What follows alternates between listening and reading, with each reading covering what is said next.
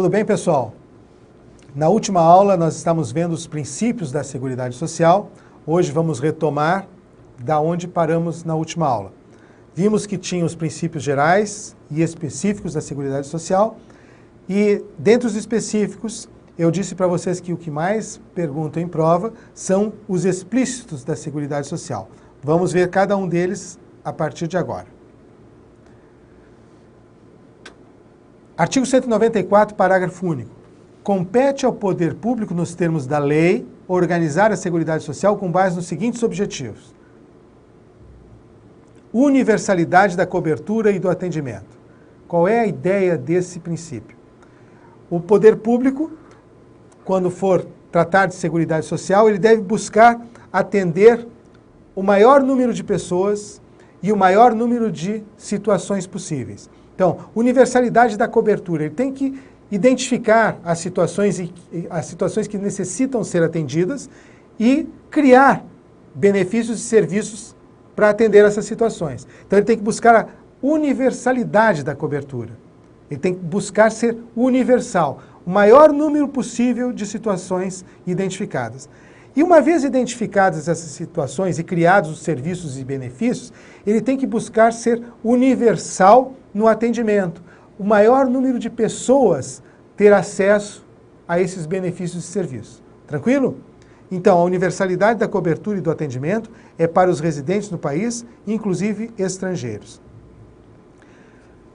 Esse segundo princípio aqui, para entender por que ele está aqui, nós temos que entender que a Constituição é de 1988 e antes da Constituição de 88 existiam basicamente dois regimes de previdência privados. Regime de previdência social urbano e regime de previdência social rural.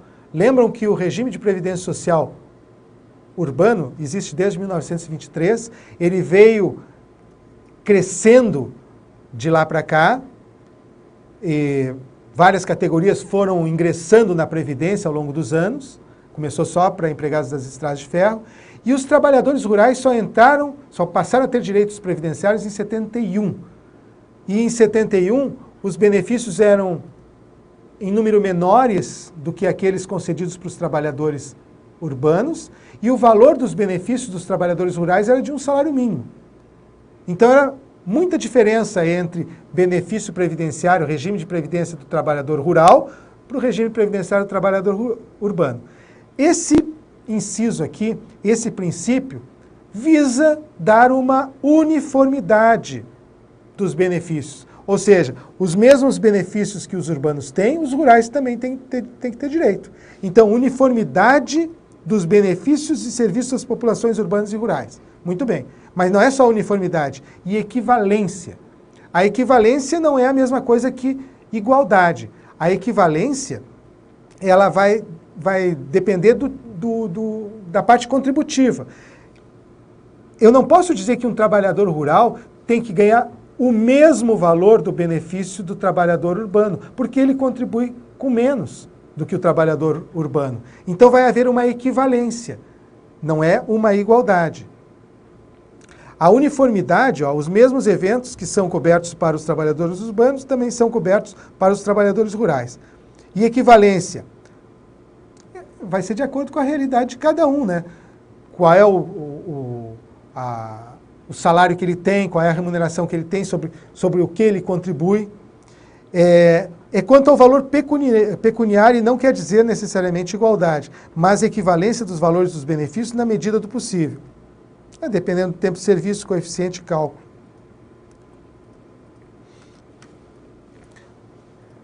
Seletividade e distributividade na prestação dos benefícios e serviços. Nós vimos aqui, deixa eu voltar aqui, o inciso primeiro, diz que um princípio é a universalidade da cobertura e do atendimento. Então eu falei, olha, o poder público tem que buscar a universalidade da cobertura. Buscar atender o maior número possível de eventos. Mas e tem dinheiro para isso tudo?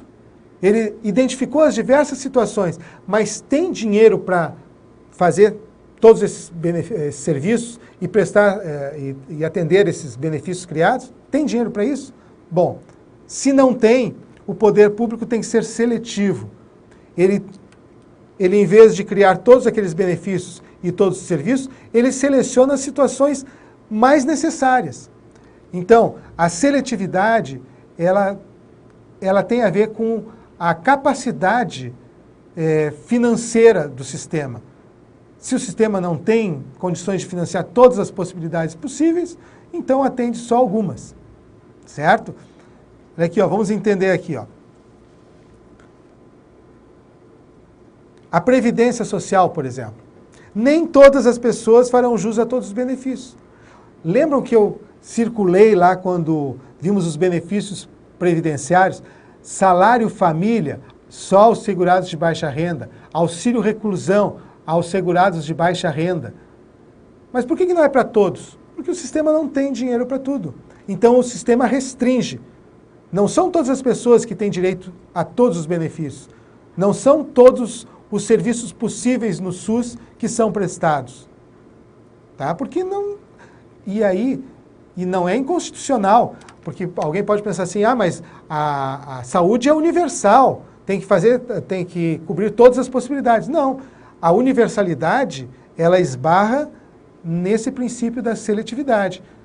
Então, o poder público pode, em razão do princípio da seletividade, restringir o atendimento na área da saúde, da previdência e da assistência social.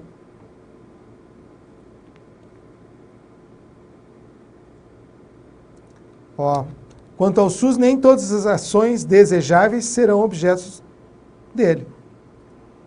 Quanto à assistência social, os programas selecionam grupos de pessoas que terão acesso, fixam critérios.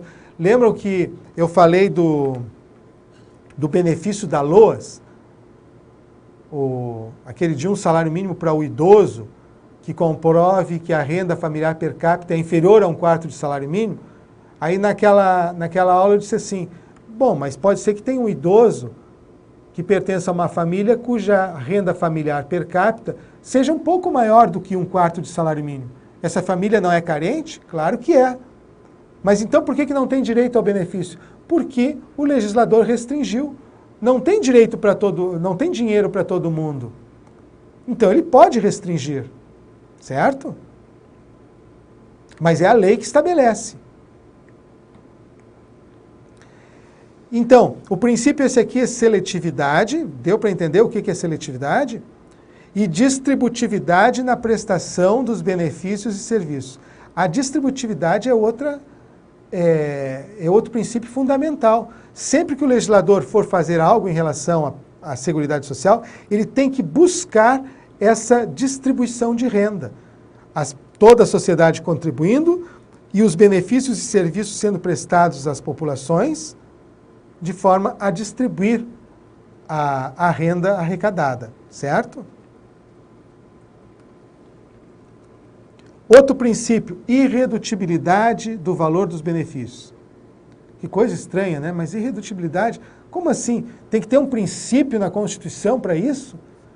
É que antes da Constituição de 88, olha, tinham muitos problemas na Previdência, ainda tem hoje muitos problemas, mas eu não sei se isso aqui realmente acontecia, a Previdência reduzir o valor nominal de um benefício, porque isso aqui, irredutibilidade dos valores dos benefícios, que não é permitido a redução do valor nominal. Se alguém ganhou de aposentadoria R$1.000, não pode a Previdência agora dizer, não, tu vai ganhar 800, a não ser que tenha havido erro. Não sei se isso acontecia antes da Constituição de 88, ou foi mais em função dos problemas que tinha a Constituição que o legislador resolveu colocar lá um princípio, olha, não pode reduzir o valor dos benefícios.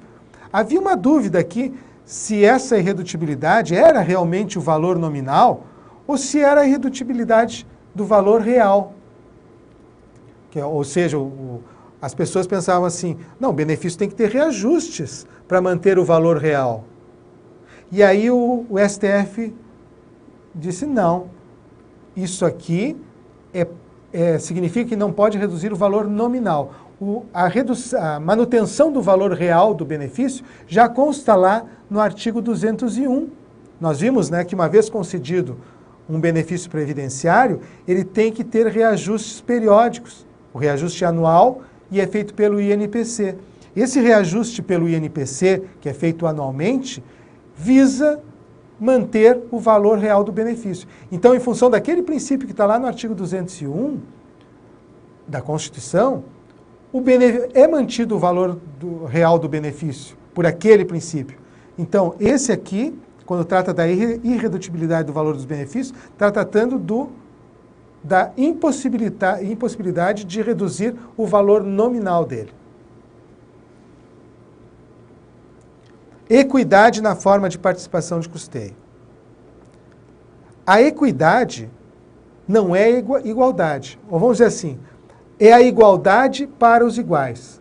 Aquelas pessoas que estão no mesmo grupo, aí eu falo pessoas físicas ou jurídicas, os trabalhadores que estão no mesmo grupo, os empregados, vão contribuir da mesma forma.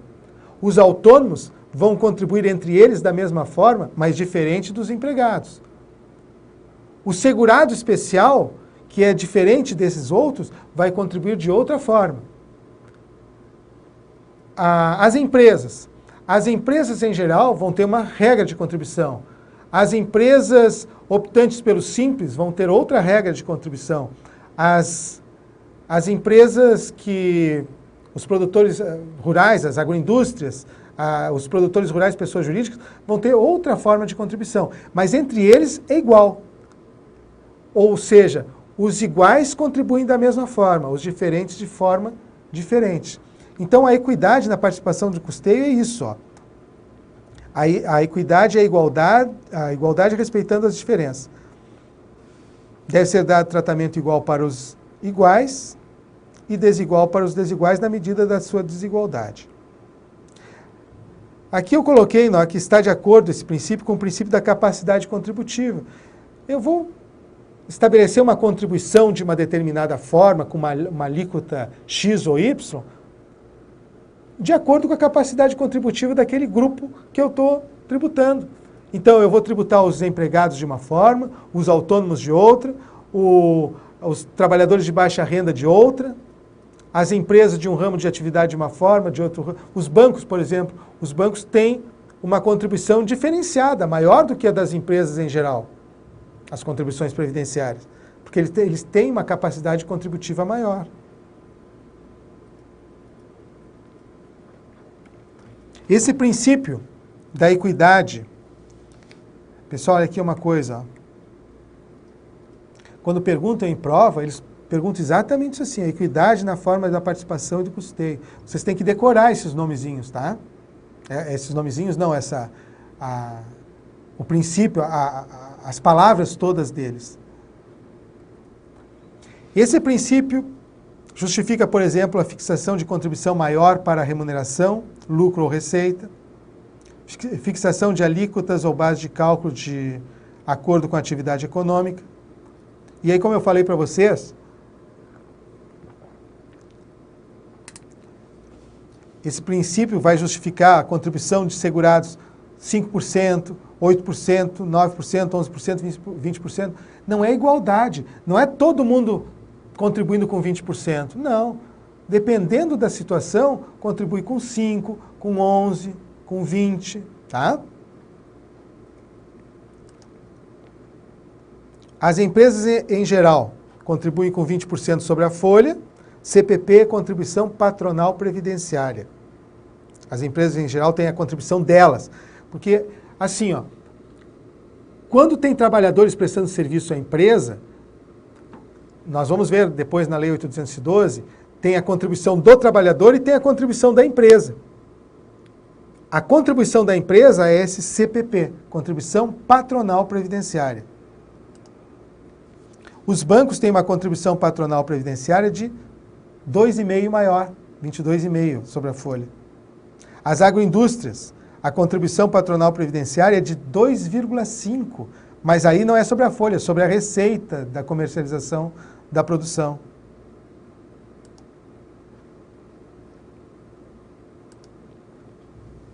E outro princípio é a diversidade da base de financiamento. A ideia disso aqui é que não haja uma única fonte de financiamento para que o sistema não não sofra com algum problema em alguma área. É para dar segurança ao sistema. Porque imagina se fosse uma única fonte de financiamento para a Seguridade Social, para financiar a saúde, previdência, assistência, e houvesse problemas em alguma área da economia. Bom, aí a saúde, previdência e assistência iriam ficar com problema. Então, havendo diversidade da base de financiamento, isso é mais difícil de acontecer, porque não é uma única fonte.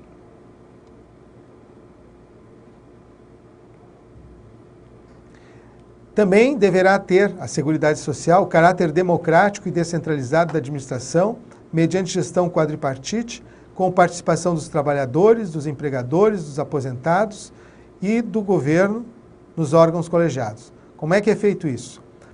A Seguridade Social, então, tem as 3 áreas, saúde, previdência e assistência social, e a cada área dessa aqui, ou em cada área vai ser vinculado um conselho Nacional de Saúde, Conselho Nacional da Previdência Social e Conselho Nacional da Assistência Social.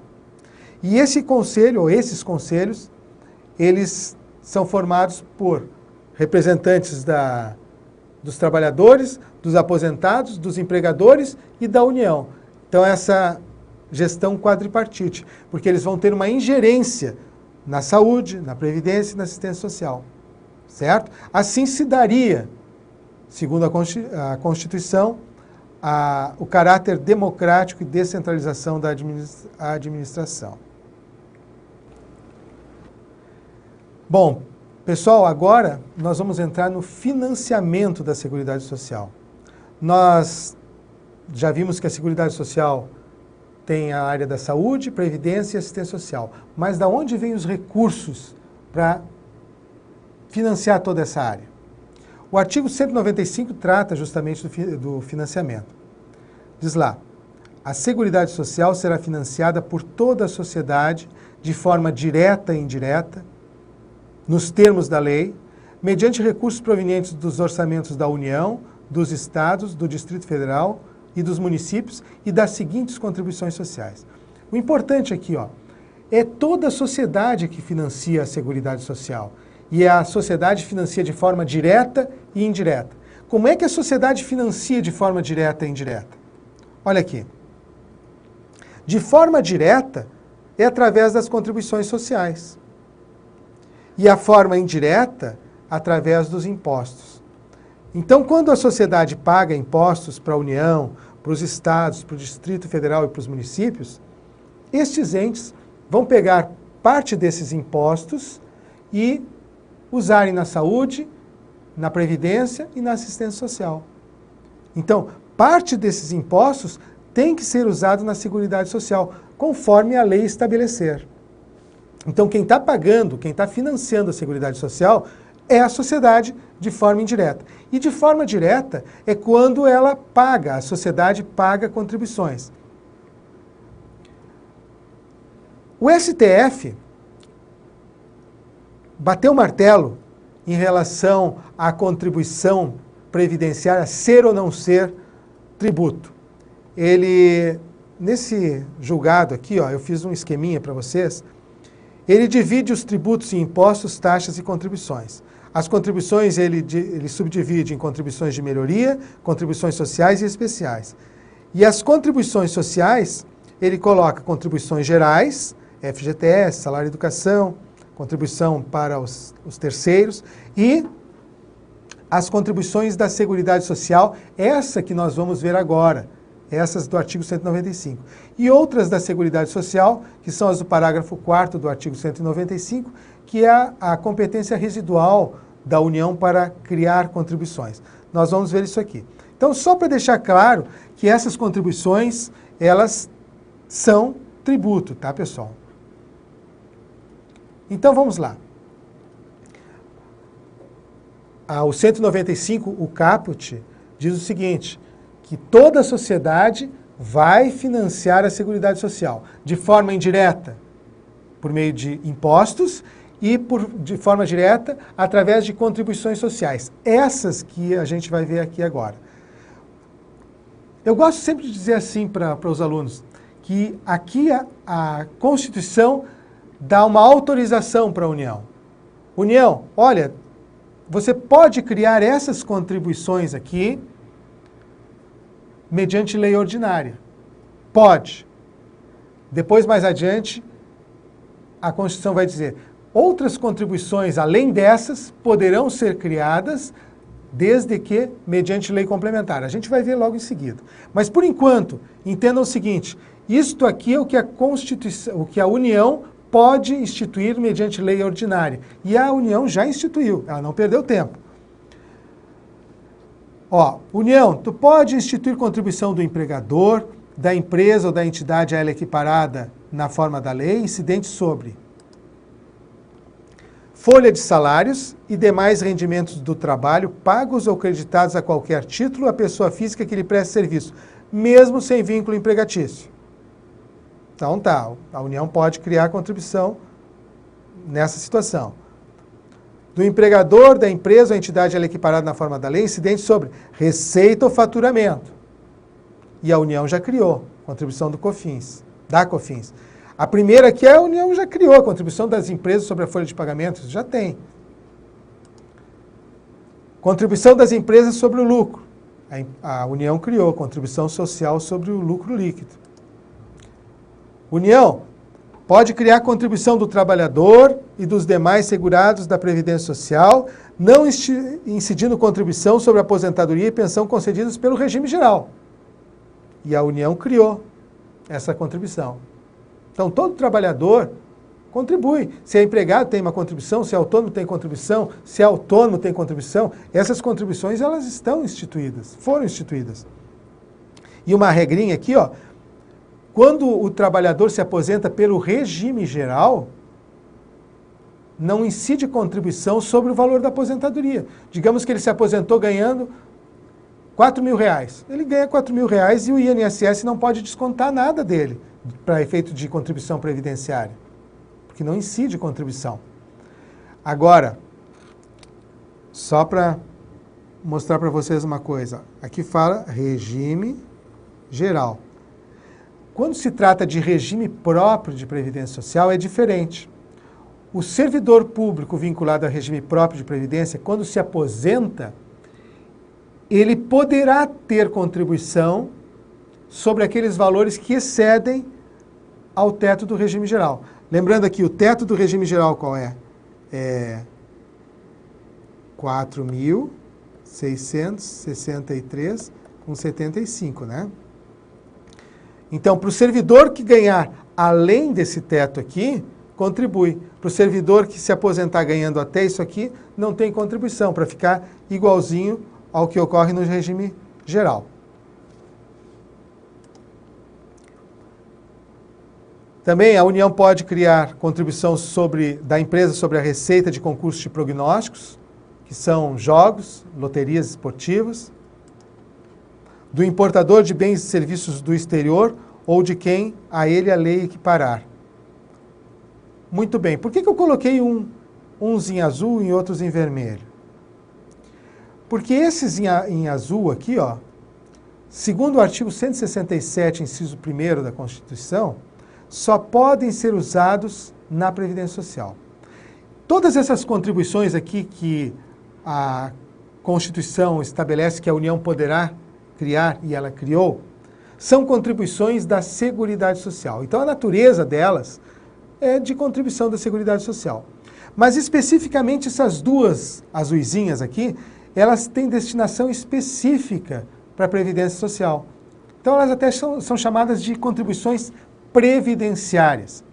E as demais? A receita sobre faturamento ou lucro, sobre a receita ou faturamento ou lucro, a receita de concursos de prognósticos, a do importador de bens e serviços do exterior e essas outras contribuições. Essas são contribuições da Seguridade Social que podem ser usadas na saúde, ou devem ser usadas na saúde, previdência e assistência social. Podem ser usadas também na previdência. Tranquilo? Vamos adiante. Olha aqui, ó. O artigo 167, inciso 11, ó, estabelece a utilização de recursos provenientes das contribuições sociais de que trata o artigo 195, inciso 1A e 2, que são aqueles em azulzinho, para a realização de despesas, de novo, são vedados, né? É vedado a utilização de recursos provenientes das contribuições sociais, de que trata o artigo 195A, e 2, para a realização de despesas distintas do pagamento de benefícios do regime geral de previdência social, de que trata o artigo 201. Então, não posso usar aquelas contribuições em azul para outra coisa que não o pagamento de benefícios do regime geral.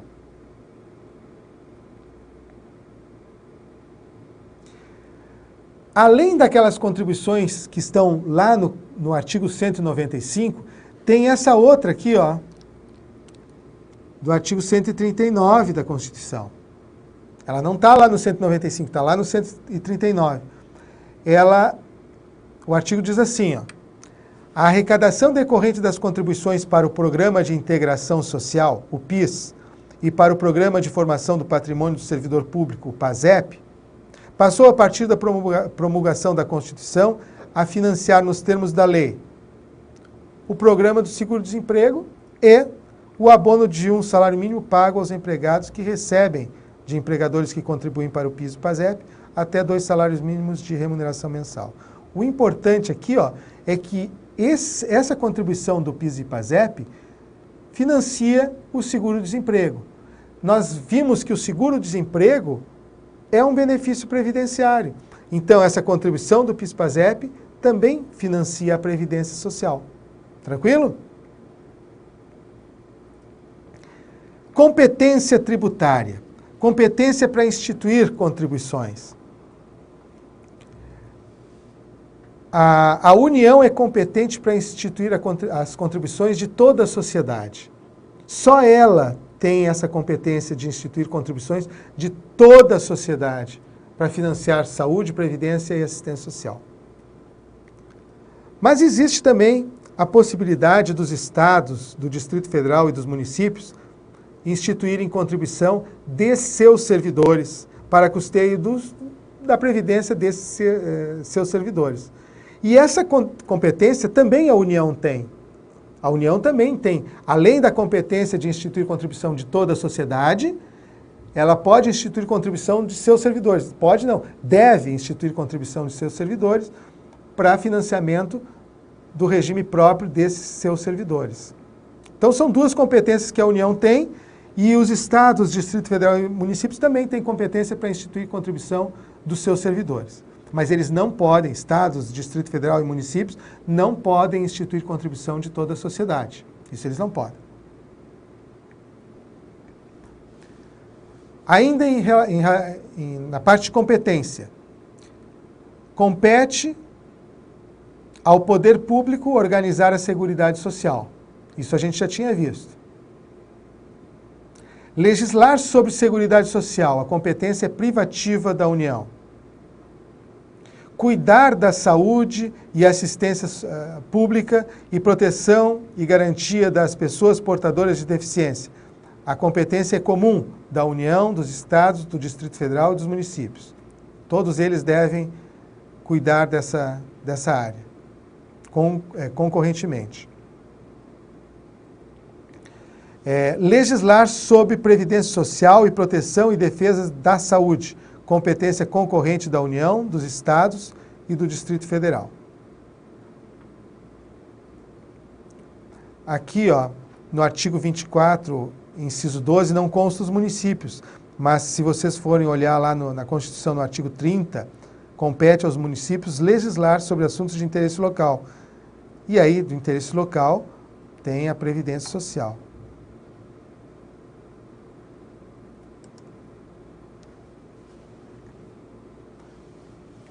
Ainda na parte de financiamento, do artigo 195, o parágrafo 1º estabelece o seguinte: as receitas dos estados, do Distrito Federal e dos municípios destinadas à Seguridade Social constarão dos respectivos orçamentos, não integrando o orçamento da União. Às vezes o pessoal lê isso aqui, mas não estou entendendo nada. Vamos lá, olha só. Imaginem aqui a União. Mapa do Brasil ali. Ali está a União. Tem aqui, ó,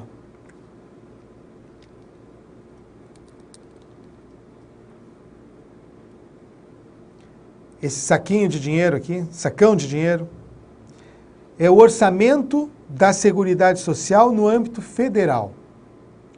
Então, aquilo que a União arrecada e o que ela vai ter que pagar em relação à Previdência, Assistência e Saúde. Então, são as contribuições que ela arrecada, são os impostos que ela aloca para esse orçamento, para financiar saúde, previdência e assistência social de toda a sociedade.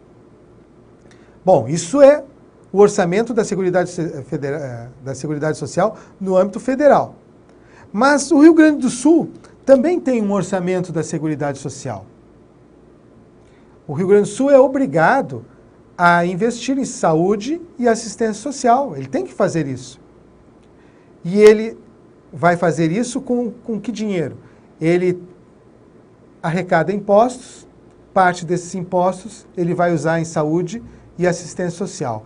E mais, a União repassa para o Estado do Rio Grande do Sul recursos para financiar essas áreas, saúde e assistência social.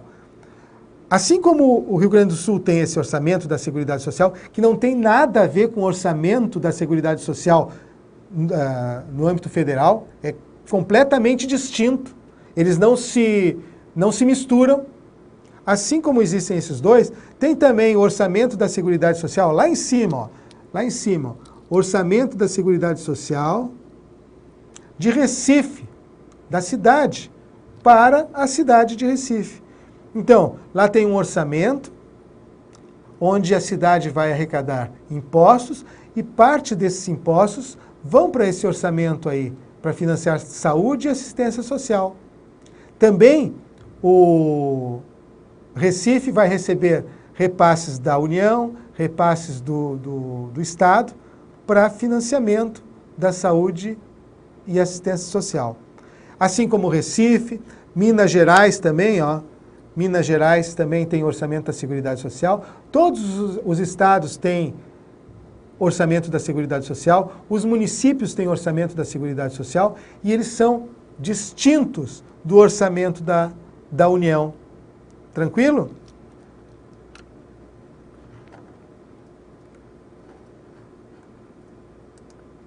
Então, vamos ver, agora fica fácil de entender aqui, ó. As receitas dos estados, do Distrito Federal e dos municípios destinadas à Seguridade Social constarão dos respectivos orçamentos, não integrando o orçamento da União. Tranquilo? A proposta de orçamento da Seguridade Social será elaborada de forma integrada pelos órgãos responsáveis pela saúde, previdência social e assistência social, tendo em vista as metas e prioridades estabelecidas na Lei de Diretrizes Orçamentárias, assegurada a cada área a gestão de seus recursos. A pessoa jurídica em débito com o sistema da Seguridade Social, como estabelecido em lei, não poderá contratar com o poder público, nem dele receber benefícios ou incentivos fiscais.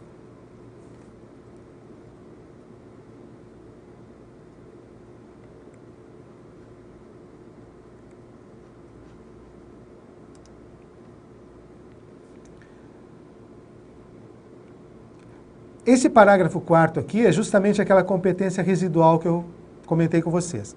Lá no artigo 195, a Constituição estabelece diversas possibilidades que em que a União poderá criar a contribuição. Eu disse para vocês, é como se fosse assim, a Constituição dizendo, União, tu pode criar essas contribuições aqui, ó, por lei ordinária. Por lei ordinária.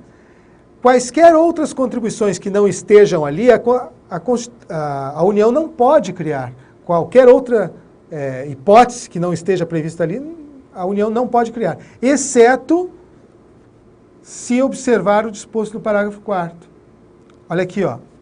A lei poderá instituir outras fontes destinadas a garantir a manutenção e expansão da Seguridade Social, obedecido o disposto no artigo 154, inciso 1º. O que diz o artigo 154, inciso 1º? A União poderá instituir, mediante lei complementar, impostos, não são contribuições, impostos, não previstos no artigo anterior, desde que sejam não cumulativos e não tenham fato gerador ou base de cálculo próprio dos discriminados nessa Constituição. O STF, analisando essas disposições, estabeleceu o seguinte, ó, o que veda o artigo 194, parágrafo 4º, é que quaisquer outras contribuições para fins da Seguridade Social venham a ser instituídas sobre fenômenos econômicos descritos nos incisos 1, 2 e 3 do caput. Ou seja, eu aplico o artigo 154, mas entendendo aqui não impostos, e sim contribuições. Assim, pode-se dizer que outras contribuições poderão ser instituídas desde que, mediante lei complementar, sejam não cumulativas e não tenham fato gerador ou base de cálculo próprio de outras contribuições discriminadas na Constituição. Ou seja, para que haja uma outra contribuição, ela tem que ser inovadora mesmo, tem que ser algo não previsto no caput do artigo 195. E tem que ser mediante lei complementar. E elas têm que ser não cumulativas.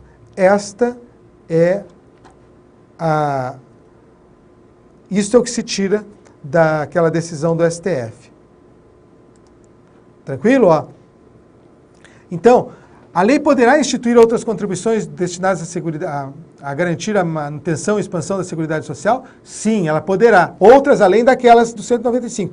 Desde que, principalmente, ó, mediante lei complementar, não estejam previstas ali e elas sejam não cumulativas. Certo? Nenhum benefício ou serviço da Seguridade Social poderá ser criado, majorado ou estendido sem a correspondente fonte de custeio total. Princípio da pré-existência de custeio. Olha só, isso é para garantir um equilíbrio aquele financeiro e atuarial da Seguridade Social. Ou da Previdência, aliás, o equilíbrio da Previdência. Mas aqui o sentido é mais amplo, Seguridade Social. Vamos imaginar assim, ó, existem fontes de custeio da Seguridade Social e existem os benefícios e serviços da Seguridade Social. Saúde, Previdência e Assistência Social. Isso, digamos, está equilibrado. O que é arrecadado aqui é suficiente para pagar esses benefícios e serviços da Previdência, Assistência e Saúde. Tá. Se eu aumentar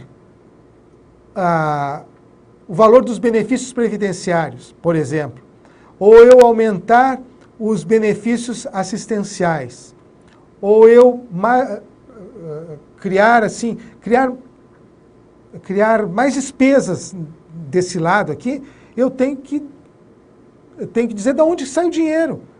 Eu tenho que buscar os recursos. Eu só posso criar um benefício, majorar um benefício, se eu estabelecer qual é a fonte de custeio disso aí, e a fonte de custeio total. Por isso que ele diz assim, ó, nenhum benefício ou serviço da Seguridade Social poderá ser criado, majorado ou estendido sem a correspondente fonte de custeio total. O que eu posso entender como criado? Digamos agora que alguém que quisesse criar o salário paternidade. Bom, vamos criar o salário paternidade. Claro que existe o salário maternidade e a gente sabe que ele pode ser concedido para o pai em algumas situações. Mas criar um salário paternidade, um benefício novo. Bom, isso pode, desde que eu diga de onde vem o dinheiro. Majorar. Nós sabemos que hoje, quando as pessoas se aposentam por tempo de contribuição, ganham 100% da média dos benefícios, do salário de benefício. Podia alguém pensar assim, vamos majorar isso. Em vez de sair ganhando 100%, vai ganhar 110%. Bom, se eu estou majorando o benefício, eu tenho que dizer de onde sai o dinheiro. Então, ó, não poderá ser criado, majorado ou estendido sem a correspondente fonte de custeio total. Eu tenho, para criar, para majorar ou estender, eu tenho que automaticamente criar uma fonte de custeio para isso. Senão eu crio um desequilíbrio no sistema. E o estendido? O estendido, vamos pensar o seguinte aqui. Hoje, o auxílio acidente, não é para todos os segurados. Não são todos os segurados que têm direito ao auxílio-acidente. Digamos que o legislador resolva estender o auxílio-acidente para o segurado facultativo também. No momento que ele estendeu para o segurado facultativo, vai criar um compromisso maior da Previdência, vai criar um gasto na Previdência. Então tem que dizer de onde que vem o dinheiro, certo?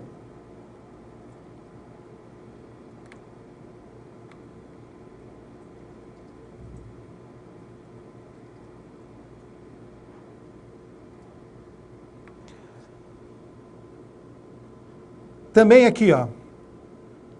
As contribuições sociais de que trata esse artigo só poderão ser exigidas após decorridos 90 dias da data da publicação da lei que as houver instituído ou modificado, não se lhes aplicando o disposto no artigo 153b. 53b estabelece que os tributos não podem ser cobrados no mesmo exercício financeiro da lei que os instituiu ou aumentou. Eu não aplico esse princípio, que é o princípio da anterioridade, às contribuições, essas do artigo 195.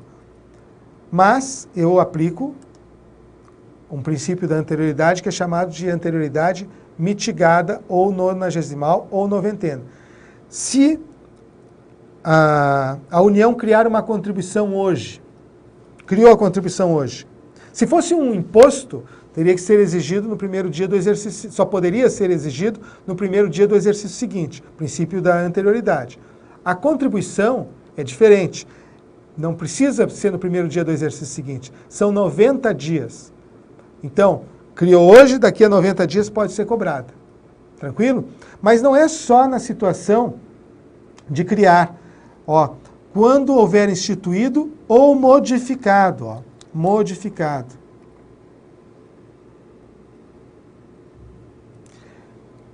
E quando é modificado, a gente pensa assim, bom, modificado pode ser para mais ou para menos. Então, se tem uma contribuição hoje, o segurado, o autônomo, por exemplo, segurado contribuinte individual, a contribuição dele é 20% sobre o salário de contribuição. Se o legislador resolver que a contribuição vai ser 25% do salário de contribuição, sabemos que vai ter uma majoração, isso modificou a contribuição, 90 dias depois. Aumentou hoje, 90 dias depois pode cobrar. Mas e se diminuiu? 20, passou para 15. Se passou para 15, modificou também. Então, parece que deveria ser daqui a 90 dias também a aplicação dessa nova lei, dessa alteração. Mas o STF disse que não. Aqui tem a decisão do STF. O STF disse o seguinte, não, a majoração aplica daqui a 90 dias, mas se reduzir, aplica de imediato. Então, se houver uma lei que reduz uma contribuição, houve uma modificação, mas é para menos, aplica de imediato. Se a modificação for para mais, 90 dias. Certo? Então não esqueça o nome desse princípiozinho, ó. Princípio da anterioridade mitigada ou nonagesimal ou noventena. É esse princípio que se aplica às contribuições do artigo 195.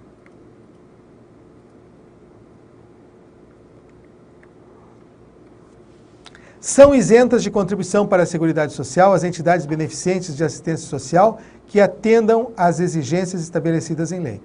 Então, as entidades beneficentes de assistência social que atendam às exigências que estão nesta lei aqui, 12.101, elas não vão recolher as contribuições essas que estão lá no artigo 195. Essas contribuições que a União criou. Elas estão isentas, tá? Desde que elas atendam às exigências dessa lei 12.101. Depois nós vamos ver que exigências são essas.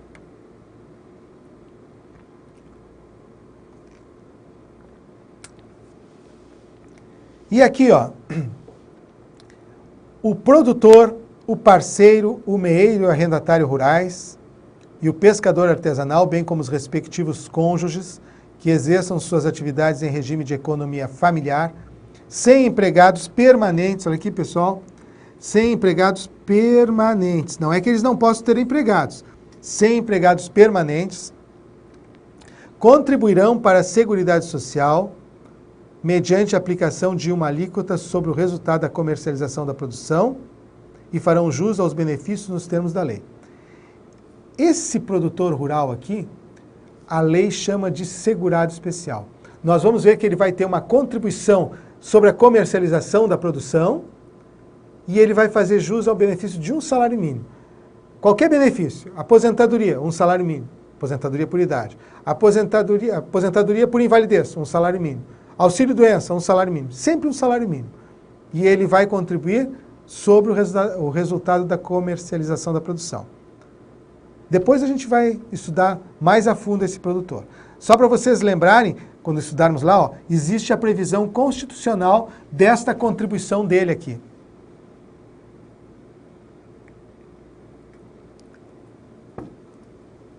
As contribuições sociais previstas no inciso 1º do caput desse artigo poderão ter alíquotas ou bases de cálculo diferenciadas em razão da atividade econômica, da utilização intensiva de mão de obra, do porte da empresa ou da condição estrutural do mercado de trabalho. Essas contribuições aqui, ó, folha de pagamento, receita ou faturamento ou lucro. Então essas contribuições da empresa, elas poderão ter as bases de cálculo e alíquotas diferenciadas.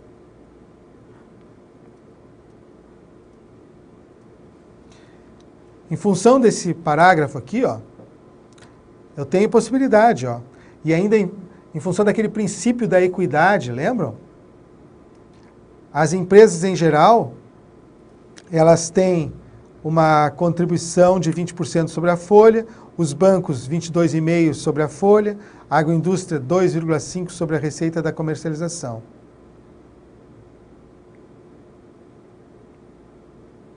A lei definirá os critérios de transferência de recursos para o SUS e ações de assistência social da União para os estados, o Distrito Federal e os municípios, e dos estados para os municípios, observada a respectiva contrapartida de recursos.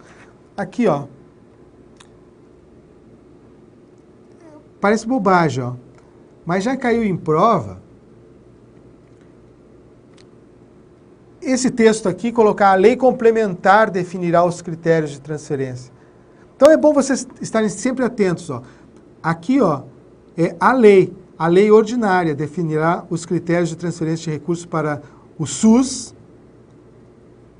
da União, para os estados, Distrito Federal e os municípios. Então a lei vai definir quais são os critérios para a União transferir recursos para os estados e para os municípios, e os estados para os municípios. A lei vai definir isso aí. E vai definir também como é que vai ser a contrapartida disso. Transfere, mas quer a contrapartida. Não vai simplesmente transferir e não cobrar a prestação dos serviços. É vedada a concessão de remissão ou anistia das contribuições sociais de que tratam os incisos 1A e 2 desse artigo, para débitos em montante superior ao fixado em lei complementar. Observa que tem lei complementar. Esta lei complementar não saiu ainda. Então, esse texto aqui, ó, ele não traz nenhuma restrição. Realmente não ocorre a vedação porque não houve a publicação dessa lei complementar ainda.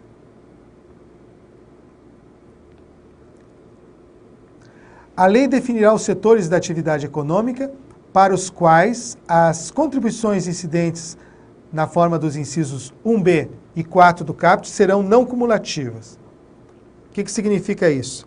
Essa contribuição aqui, ó, da receita ou faturamento que as empresas têm, que é a COFINS, tem determinadas situações em que a empresa vai ter uma tributação cumulativa e não cumulativa. A lei define cada caso. Como é que é não cumulativa? A não cumulativa, tá? A empresa vai produzir alguma coisa e quando ela vende esse produto, existe ali uma receita da empresa. Essa receita é tributada, certo? E ela paga essa tributação. Isso seria a situação, tributação cumulativa. A não cumulativa, o que seria? Uma outra empresa que faz um outro tipo de produto, ela tem essa tributação quando vende o produto, mas ela pode se creditar dos insumos que ela comprou para fazer esse produto. Então, quando ela comprou insumos para fazer esse produto que ela fabrica, a empresa que vendeu os insumos pagou COFINS. E ela, em função disso, ela tem um crédito de COFINS que ela pode abater quando vender o produto. Então, a diferença de quando é cumulativo e não cumulativo é isso. No cumulativo, ela não se acredita de COFINS que foram usados para insumo. Já na situação que ela é não cumulativa, ela pode acumular créditos dos insumos que ela comprou para abater no valor da tributação da saída do produto. Muito bem. Então, a lei definirá os setores da atividade econômica em que isso vai ocorrer, a não cumulatividade.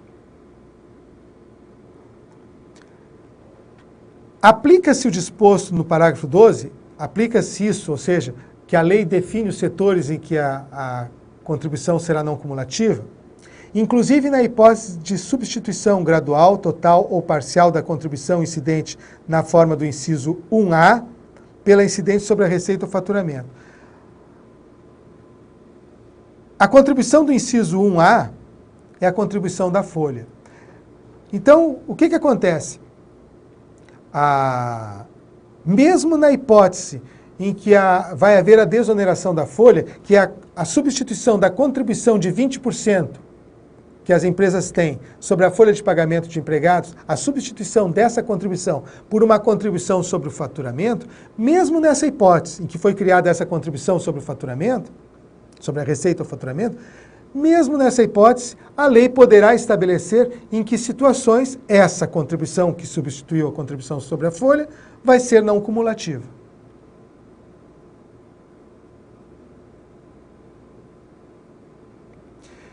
E aqui então, pessoal, terminamos esta parte de Seguridade Social e na próxima aula vamos entrar na legislação de custeio da Seguridade Social, especificamente na Lei 8.212. Até lá!